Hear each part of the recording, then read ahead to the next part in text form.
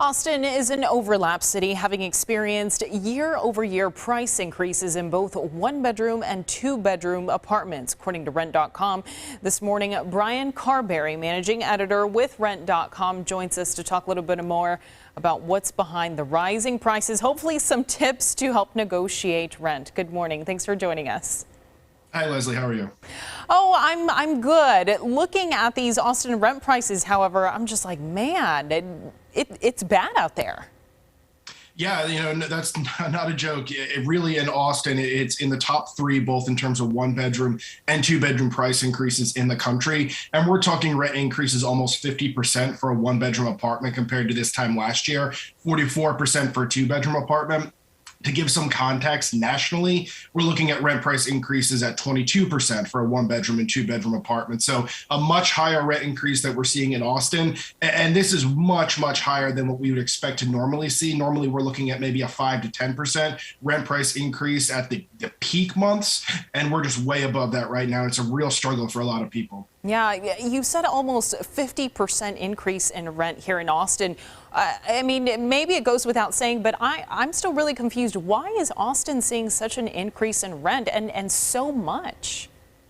So there's a lot of different factors that are at play, not just in Austin, but really everywhere across the country. It's kind of a perfect storm, if you will.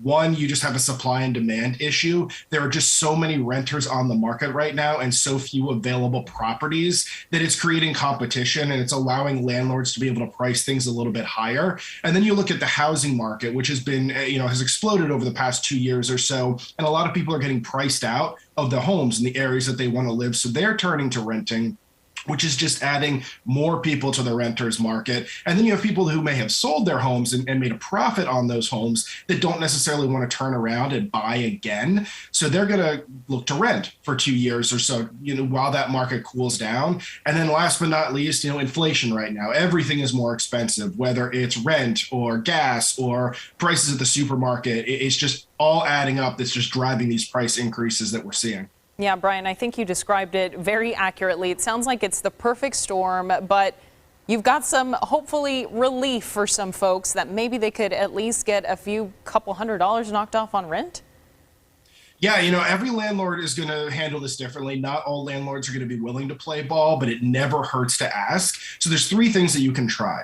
One, if you're in a place that you've been for a couple of years and you've been a great tenant, you've always paid your rent on time, you haven't had any issue with neighbors, whatever the situation is, let your landlord know how much you really enjoy living there and that you want to stay there. Because at the end of the day, a landlord, they just want to have their properties filled. They don't vacancies, renters come in, they want to have them paying rent on time each month. If that's you, let your landlord know. They may be willing to negotiate with you slightly. Additionally, look and see if you're about to renew your lease. Rather than doing a standard 12-month renewal, see if you can do 24 months, so 2 years, and lock in the rate that it's at now.